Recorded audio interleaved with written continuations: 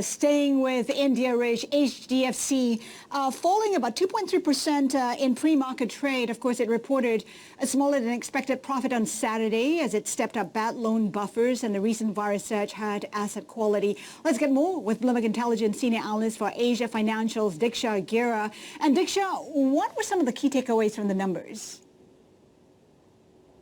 Yeah, hi, Linda. I think the first thing that stands out is the asset quality stress, about 13% jump in non-performing loans, pushing up the NPL ratio close to 1.5%. But honestly, we are less worried about HDFC Bank itself because the ratio is still low.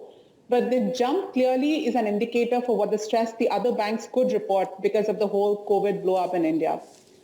One more thing that stands out is the credit card loans, which have dropped 6.5%. That's also an indicator of some of the stress that HDFC by itself had been facing with regards to a ban that was imposed by the regulator. So I think that's the other number that people are going to keep a close eye on because that could be an impediment for growth for them. Diksha, is there anything through this set of numbers which we can extrapolate for the full year? And you know, what is HDFC saying about the full year as well? So management remains quite sanguine with regards to asset quality. And as I said, we are not overly worried about it as well because they have placed contingent buffers.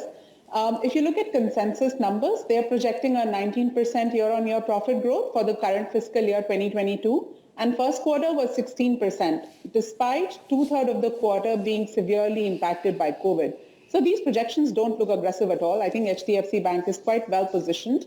And one thing that people need to remember is that when asset quality challenges emerge, investors tend to be more prudent and try to hide in more quality names.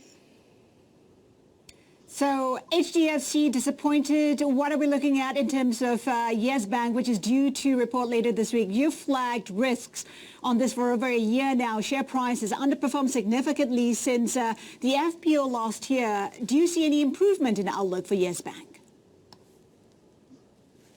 So you're right, Hassan. I mean, over the years, Yes Bank has tried hard. It has tried to arrest the downtrend in its deposits. They've tried to shore up capital to meet the regulatory requirements. But I think even after all of that, what we had been talking about is the huge asset quality stress that they're kind of still weighed down by. We expect higher slippages from its stressed pool, and they don't have a lot of contingent provision buffers as well, like the other banks. So I think provisions will remain high. And I predict that Yes Bank will still likely report a loss in fiscal 2022. Very quickly here, Diksha, what about first quarter results from the other Indian lenders? Is it going to have do you sense a pattern emerging? So if you recall, Rish, fiscal 2021 fourth quarter was almost near normal, right? But since then, mid-April onwards, India's seen a sudden surge in COVID cases and there was a sharp moderation in economic activity. June onwards, things have stabilized quite a fair bit and COVID 2.0, as you can call it, has peaked out. But I think 1Q becomes very critical to assess the impact of that COVID and makes it very difficult for the street to predict how much non-performing loans will be formed. So as RBI numbers show, the larger borrowers are pretty much contained at 1%, but we do expect that quarter on quarter we will see higher stress formation across the board, and within the banks, the larger banks are better placed than the smaller ones. Diksha Gira, Bloomberg Intelligence, thank you. Still to come on the show, we'll discuss the tussle between the bond market and the RBI on yields. That's next with former RBI Deputy Governor Ramasubramanian Gandhi. This is Bloomberg.